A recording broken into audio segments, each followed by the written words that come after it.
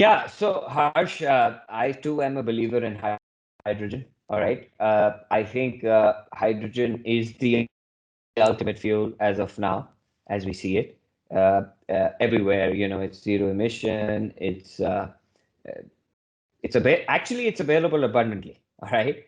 The issue is, of course, in the distribution, capturing, distribution, and then dispensing of hydrogen.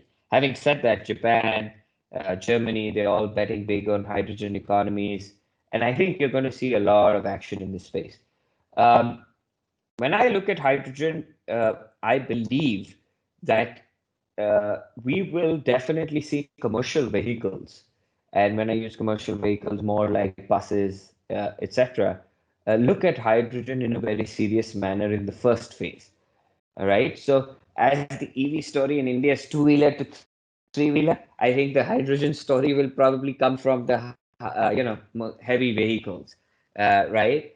Uh, we actually have done two projects with two manufacturers in India, but these are more in the prototyping stage. The prototypes have been built where they are doing a complete fuel cell vehicle, okay, for these applications. And what we provide is the complete product solution of high pressure. So from composite tanks to the tubing to the valves to everything to delivery, so the fuel delivery system of hydrogen, fuel filling and delivery system of hydrogen is what we provide. And then, of course, it goes into the fuel cell, right? Um, and it's a very interesting topic because you have issues like hydrogen embrittlement, right? And high pressure. It's a very small molecule, so leakage, and hydrogen is flammable. I mean, we talk about other things, but hydrogen is superlatively flammable. And one of the reasons it has to be put at high pressure is you need more energy, right? So you need to compress it more, right? And I think what, but I believe that hydrogen, 8 to 10 years, is definitely a very important fuel. From an Indian perspective, obviously, distribution, logistics, etc., will come into play. And I think the early adopters will always look at cost, right? So I think government will have to play a very strong role towards building the hydrogen economy.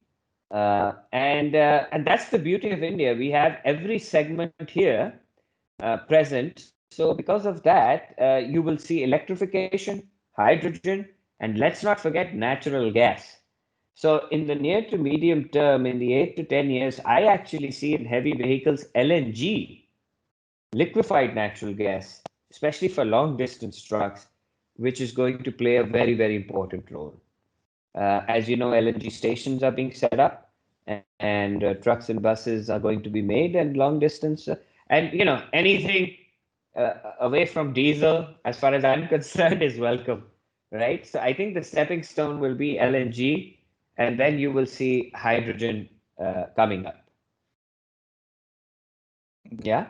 So we have worked with two bus manufacturers where they have done extensive work, and it's interesting to see the products running, right? Running well.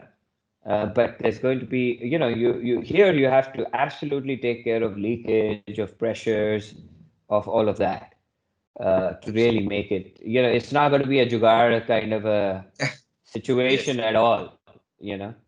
So yes. that's my concern when we talk about India, that first the jugaad situation starts happening, and I don't see that at all, right?